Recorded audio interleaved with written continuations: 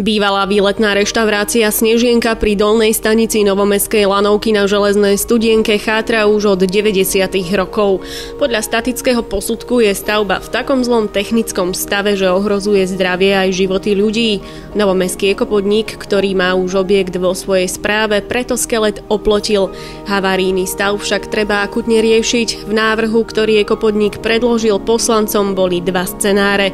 Objekt sanovať alebo zbúrať. Nakoľko toto ultra veľmi cenné územie našich obyvateľov, či už v mestskej časti Bratislavy, napríklad Slovenska, by som si dovolil povedať, má svoju nesmiernu historickú hodnotu. Rozprávalo sa tu v Bratislave o genius loci pri Parku kultúry Kolichu. Ja si dovolím povedať, že toto zariadenie Snežienka je genius loci v mestskej časti. Chcel by som vyzvať vás, pán starosta, pokiaľ ste už v tomto volebnom období druhýkrát, pokiaľ by ste vykonali akékoľvek nesmierne ľudské úsilie, starostovské, občianske, pokiaľ by ste sa zasadili o to, aby sme takúto reštauráciu, takúto prevádzku neasanovali, ale sanovali. Ja si myslím, že ten stav, ktorý je tam, je už dávno aj zdravý, nebezpečný pre tých, čo tam chodia. Takže ja myslím, že by sme nemali s tým nejak otávať a nehávať v takom stave, ako to je.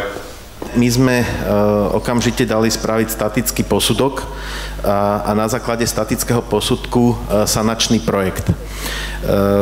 Tiež som bol nemilo prekvapený. Sanačný projekt tejto budovy, teraz budem hovoriť cifry z DPH, vyšiel niekde do 700 000 eur, čo je vlastne zachovanie toho skeletu. Naopak, asanácia objektu by mestskú časť podľa odhadov vyšla na približne 180 000 vrátane DPH.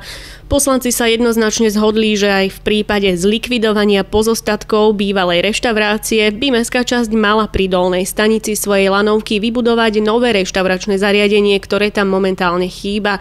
Prispelo by to k atraktivite lokality aj lanovky, do ktorej Nové Mesto investovalo nemalé peniaze a v návštevnosti sa jej aktuálne darí. Podľa môjho názoru by sa určite tento objekt mal asanovať, nie sanovať. Nepríde mi to vôbec hospodárne, do toho tlačiť peniaze, a hlavne v akom stave to je, ako by sme tým vlastne dosiahli. Existuje aj urbanistická štúdia Bratislavského lesparku z roku 2009, ktorú obstaralo mesto.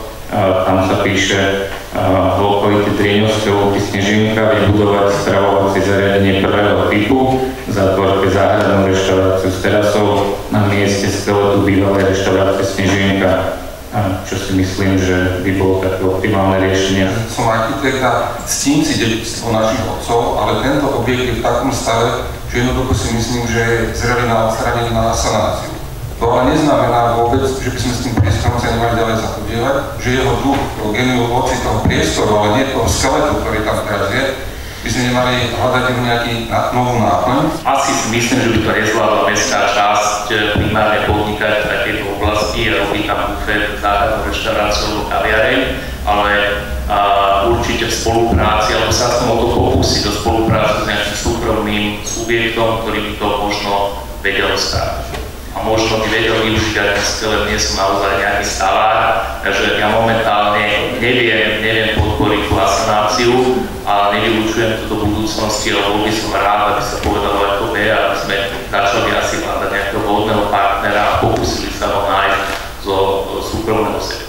Keďže na Železnú studničku sa viete dostať len pešo, alebo teda do tejto lokality, tak je to veľmi nerentabilný podnik. Myslím si ale, že v tejto lokalite celkom tomu pomohlo nejaká elektrodoprava alebo akákoľvek doprava, ktorá by tam dokázala dostať ľudí. Ja som za to, aby na tomto mieste zostala tá myšlienka tej kaviarnej budovy alebo už akéhokoľvek zariadenia alebo nejaký bufet tam máme. Ja si nemyslím, že ten bufet spĺňa požiadavky dnešnej doby. Ten bufet je predaj cez okienko. Pokiaľ porovnávam bufet, ktorý je na hornej stanici, ten je vynikajúci.